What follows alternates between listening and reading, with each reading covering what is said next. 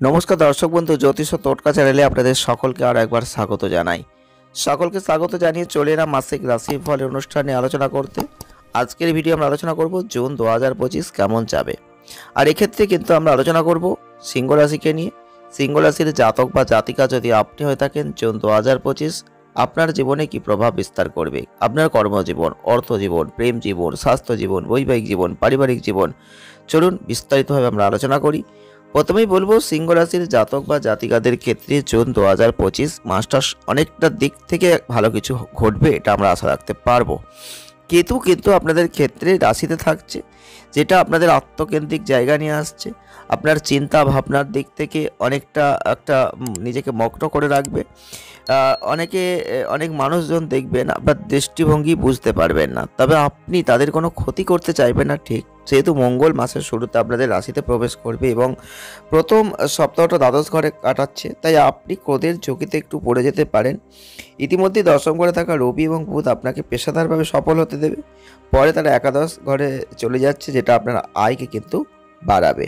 এছাড়াও যারা ব্যবসা করেন, শর্টকাট নেবেন না এই মাসে। সঠিকভাবে কাজ করুন, নীতি মেনে কাজ করুন, নিজের উদ্যোগকে কাজে লাগান। আর এই কৌশলের মাধ্যমে আপনার ব্যবসা কিন্তু দুর্দান্ত হতে চলেছে। আর্থিক দিক থেকে মাসটা আপস অ্যান্ড ডাউনসের মধ্যে দিয়ে যাবে। আয় বাড়বে, বিশেষ করে মাসের দ্বিতীয়ার্ধে। যদিও ব্যয় বৃদ্ধিপ্রাপ্ত হবে, এই মাস প্রেমের জন্য ভালো। প্রেমে পড়া দম্পতিদের বলবো অবশ্যই বৃহস্পতির কৃপায় উপকৃত হবেন। বৃহস্পতির কৃপায় দাম্পত্য জীবনটা মজবুত হবে। আপস অ্যান্ড ডাউনস যতই থাকুক, শিক্ষার্থীদের জন্য একটু মোটামুটি সাফল্য। তবে আপনাদের দক্ষতা কিন্তু আপনি দেখাতে পারবেন এই মাসটায়। যে কোনোভাবে আন্তর্জাতিক ভ্রমণের কোনো সুযোগ থাকছে। চলে আসবো আমরা বিস্তারিত ব্যাখ্যায়। প্রথমেই বলবো কর্মজীবনের দিক থেকে অবশ্যই সিংহ রাশির জাতক বা জাতিকারা যারা আছেন, আপনাদের ক্যারিয়ারের জন্য ভালো হতে চলেছে জুন 2025। কারণ রবি বুধ দশম ঘরে বুধাদিত্য যোগ তৈরি করছেন, যেটা আপনাকে কর্মক্ষেত্রে একটা শক্তিশালী জায়গায় নিয়ে যাবে। ক্রমাগত আপনার জ্ঞান ক্ষমতা এগুলো আপনি দেখাবেন, শিল্পে আপনার ভিত্তিটাকে মজবুত করবেন। বৃহস্পতি পুরো মাসটা একাদশ ঘরে কাটাচ্ছেন, যেখানে বুধ ষষ্ঠে স্থানান্তরিত হচ্ছে, এটা আপনার মর্যাদাকে বাড়াবে। সিনিয়র কর্মকর্তাদের কাছ থেকে সমর্থন লাভ করাবে।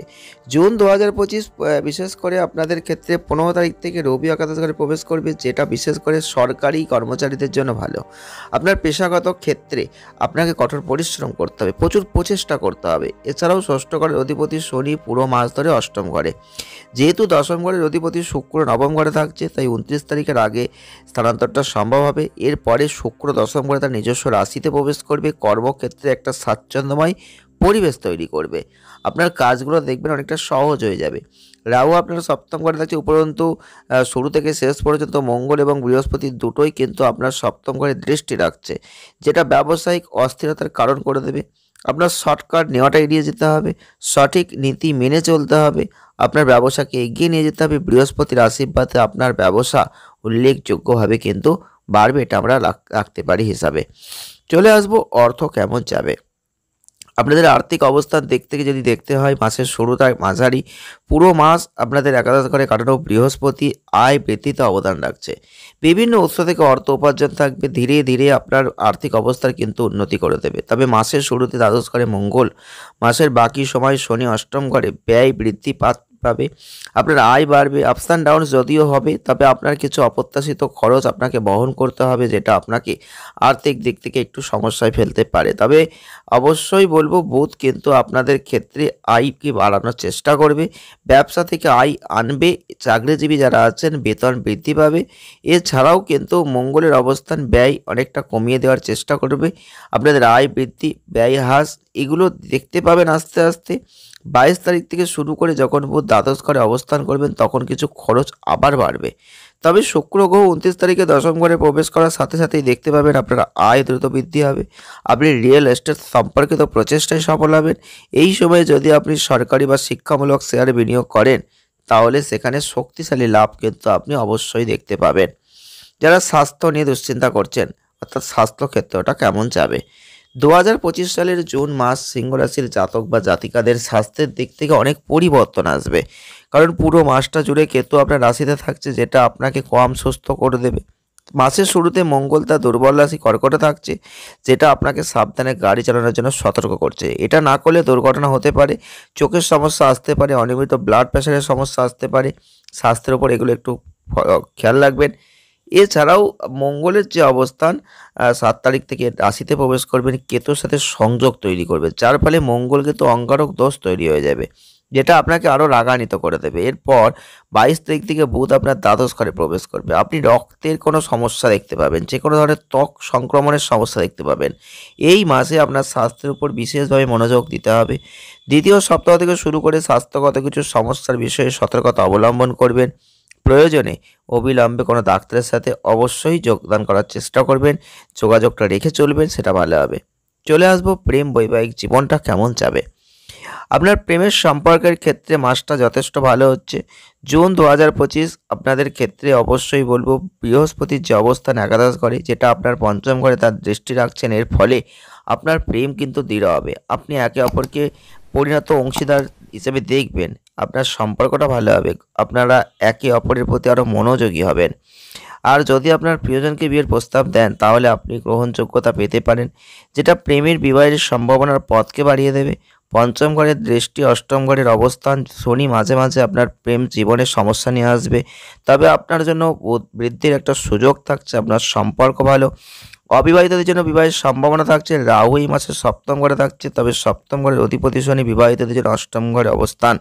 প্রথম সপ্তাহে দ্বাদশের তার স্থান থেকে সপ্তম স্থানে মঙ্গলের অবস্থান, তারপর প্রথম স্থান থেকে সম্পর্কের ক্ষেত্রে উত্তেজনা, বিরোধ, তর্ক বিতর্ক এগুলো আসবে।